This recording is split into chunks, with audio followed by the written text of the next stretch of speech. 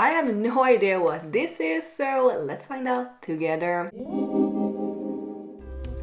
Hello everyone! So this was sent to me like a year ago by an online art supply store, and I did make a video for them with some other supplies that they also sent me, but then I heard from you guys that they apparently were a little shady, so I decided to not make any more videos for them, but I still have this one that I didn't review and I'm genuinely curious about this. Also, another thing, I'm really trying to save my channel from dying, so it would really help me out if you could subscribe to my channel if you haven't already, and also click that little bell icon to get notified every time I post new videos. That would super help me out, so thank you. So I think this is like some sort of Japanese watercolor set. Much like any Japanese watercolor sets that I've tried, the pans are huge. It reminds me a little of the Gansai Tambi colors. The pans are super dark and they got a little bit of an unusual color name. We got reddish black, yellowish black, and we all know how lovely of a color yellow and black makes. Greenish black, bluish black, purplish black, and brownish black. I haven't even unwrapped it from the plastic. Under this very comforting choking hazard warning, it says Gansai Shadow Black Series Watercolor, so I think it is supposed to be like a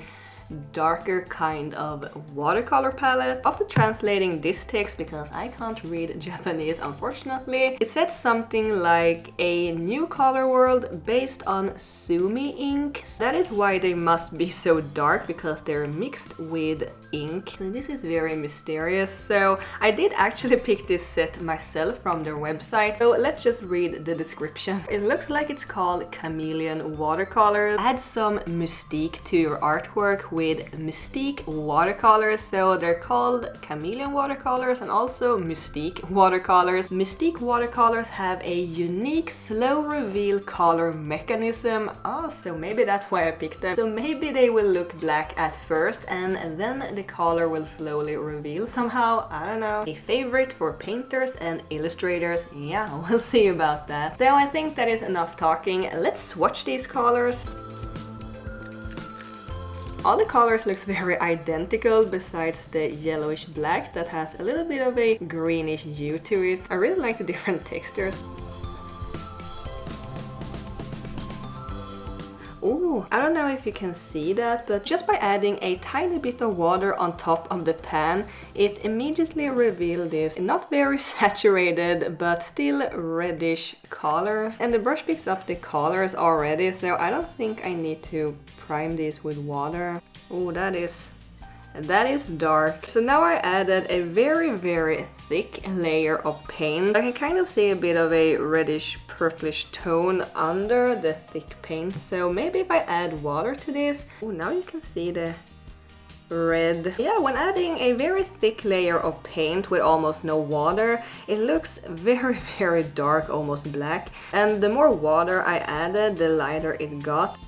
So yeah, the paint went on very smoothly and thick. It is very easy to activate these paints and pick up the pigments from the pans. And when adding the paint to the paper, it looks super dark, almost black, but you can kind of see a little bit of colors poking through underneath. And when adding more water and diluting the paint, the different colors are magically revealed. I think the more concentrated the paint is, the more of the actual ink in the paint is visible, and when diluting the paint, when adding more water to it, the ink spreads out more and the color pigments will become more visible instead. I have no idea though, it is just an unqualified guess, but if you know how these paints work, please let me know. But you can kind of see, especially in the blue and purple, when they have dried, how the colors looks like they have separated a little, and that there is these specks of dark grains here and there that might be the ink.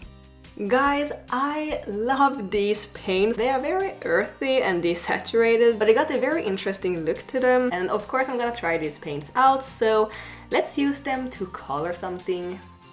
So these paints really gives me some mysterious witchy vibes with the earthy dark tones, and I didn't want to draw a typical witch since it is soon Inktober and I will be drawing tons of witches probably anyway, but a mysterious lady it is. And as you may have noticed, lately I have really been loving making these refined sketches in Procreate on the iPad. It is just so smooth and easy to move things around, fixing mistakes. If I would make some part too big or too small, I can just resize it super easily.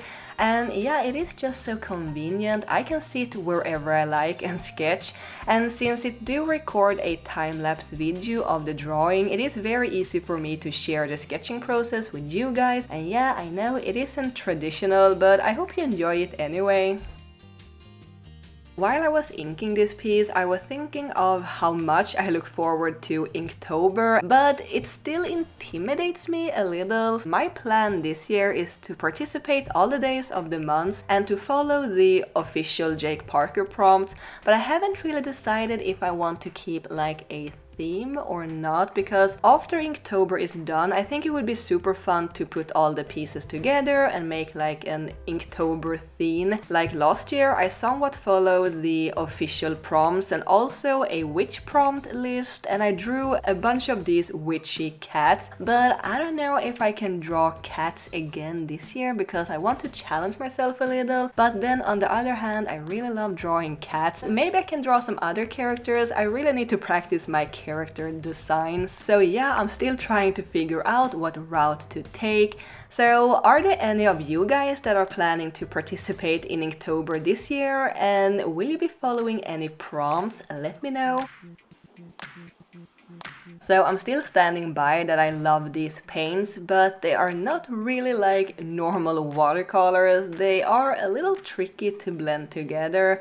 I mean, it works just fine to mix them together and layer them, but there is a little bit of separation happening, as I mentioned before. Like the different pigments just don't want to hang out with each other. And I think the same thing happened when I tried out the Kuretake Gansai Tambi watercolors a while ago, which is also Japanese. Then a lot of people told me that Japanese watercolors works a little differently and aren't really meant to be mixed and used as watercolors that I'm used to.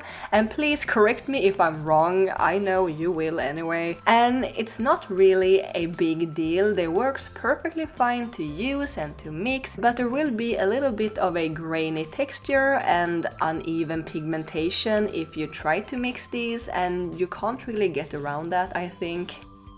You can also see in the mixing tray, especially in the blue paint, that the ink and the color separates after sitting for a while. It said on the watercolor box that the paints are based on Sumi Ink, and I did a little bit of research what Sumi Ink really is, since I am mostly used to working with India ink. So Sumi Ink, and I'm so sorry if I pronounced that wrong, is apparently based on soot, and you can get the ink dried up in bars. They're called ink sticks, I think, and you grind the bars on this special stone plate or bowl to get a powder, and then you mix the powder with water to make it a liquid that you can paint with. So I think that is the grainy texture, the ink powder. So these paints didn't look like much from the beginning, I'm gonna be honest. The packaging is a little boring and not as delicious as I would prefer it to be, but it doesn't really matter because the paints themselves are really nice. I am totally into this color palette with the desaturated color tones.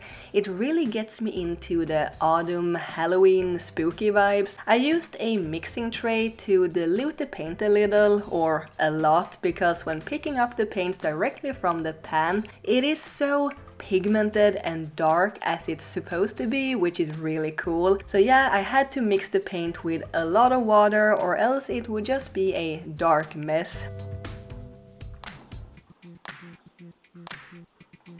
Also, regarding this slow color reveal mechanism thing that they mentioned on the website, I am not really sure what that is about, if it is a translation mishap or something like that, because the color swatches that I made a couple of days ago looks exactly the same as they did from the start. So maybe it is just a thing that the paints looks dark at first, but then the colors are revealed when adding more water to them. I don't know, but I think they are pretty cool anyway. anyway, as I said a couple of times now. Since they are ink-based, I might even use them for Inktober. I think they could add some interesting elements and a little splotch of color. So what you can see here, I'm doing a little test to see if I can use my masking fluid pen on this paper, and I am so glad I tested it out beforehand because this paper does not like the masking fluid. The top layer just scraped off when I was trying to remove the fluid. So instead I did an old trick of mine and I used blue tack, or this one is white. So I rolled it up in tiny little balls and I placed it on the paper to create stars for the background. It isn't as efficient as masking fluid, but it kinda works. I have never had any trouble using the Molotov masking fluid before, but I do know that this paper, which is the Arteza Professional Watercolor paper, has had some difficulties with just regular masking tape. So yeah, it is a little sensitive. It is like the top layer of the paper just peels off super easily. So that is why I decided to make a little test just to be sure.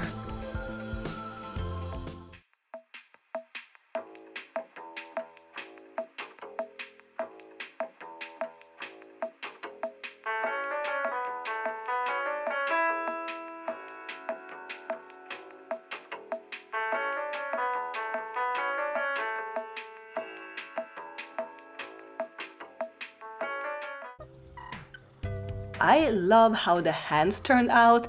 I used my own hands for reference. It is just great to have your own hands that you can pose in any way that you like and use for reference. Hands are my nemesis to draw, and I've just forced myself to draw them even more lately, and I'm slowly starting to like it. And yes, the head and the arms are just floating around in the air, but it is just to add to the mystique of the painting.